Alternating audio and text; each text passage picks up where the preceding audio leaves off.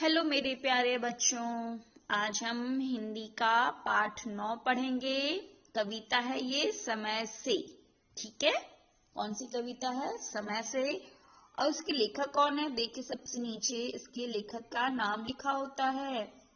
इस कविता के लेखक कौन है? इसमें नहीं लिखा है बेटा, इस कविता के लेखक का नाम नहीं लिखा है। कोई नहीं, चलिए हम समझते हैं क्या है कविता समय से। ठीक है, इस कविता का जो मूल भाव है पहले हम उसको समझते हैं। इस कविता का मूल भाव क्या है? कवि ने इस कविता में समय का महत्व बताया है। कवि ने जो इस कविता में क्या कहा है? समय का महत्व बताया है कि समय कितना कीमती होता है और जो समय एक बार चला जाता है ना, दोबारा लौट के नहीं आता है। इसमें कवि ने बताया है कि चांद और सूरज सब समय से निकलते हैं ना। ऐसा तो नहीं कि सूरज का निकलने का टाइम 6 बजे है तो वो 8 बजे निकलेगा, ऐसा नहीं। सूरज अपने टाइम से निकल जाता है और चंदा मामा भी अपने टाइम से निकल जाते हैं। सूरज टाइम से निकलता है और अपने समय से अस्त हो जाता है, और चंदा मामा भी क्या रात में आते हैं और सुबह होते होते वो भी अपने घर चले जाते हैं। इसलिए कवि ने बोला है कि चांद और सूरज सब समय से निकलते हैं, ये सब समय के पाबंद हैं। ये सब अपने समय के अकॉर्डिंग, मतलब अपने समय के अनुसार ही सभी काम करते हैं। ये अपने समय का पूरा पाबंद है इन पर। अगर मनुष्य भी इनसे समय की पाबंदी सीख जाए तो वह भी इनकी तरह महान बन सकता है। अतः हम अपना हर काम समय से करना चाहिए। अगर हम अपना सब काम समय से करेंगे तो हम भी चंदा और सूरज जैसे बन जाएंगे। क्योंकि जो समय की सबसे बड़ी पाबंदी हमें कौन सिखाता है? सूरज और चांद। तो चलिए बेटा, इस कविता को हम पढ़ते हैं फिर समझेंगे।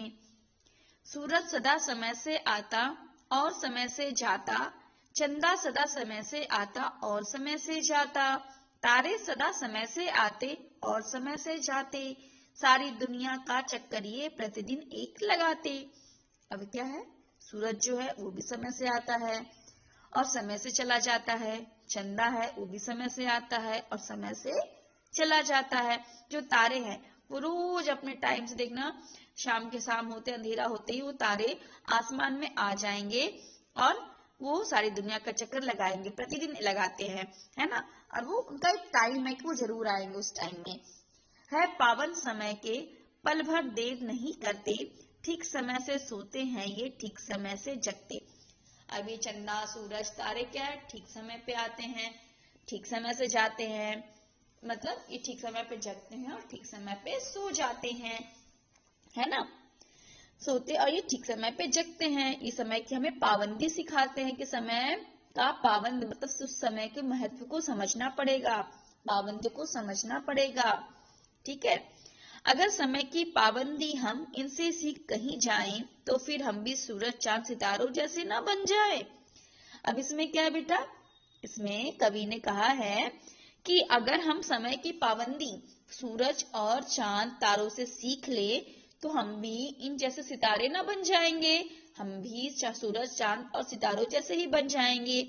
क्योंकि जिस तरह से ये अपने समय की बिल्कुल पाबंद रखते हैं, उस तरह हमें भी अपने समय के अनुसार ही सभी कार्य को करना चाहिए।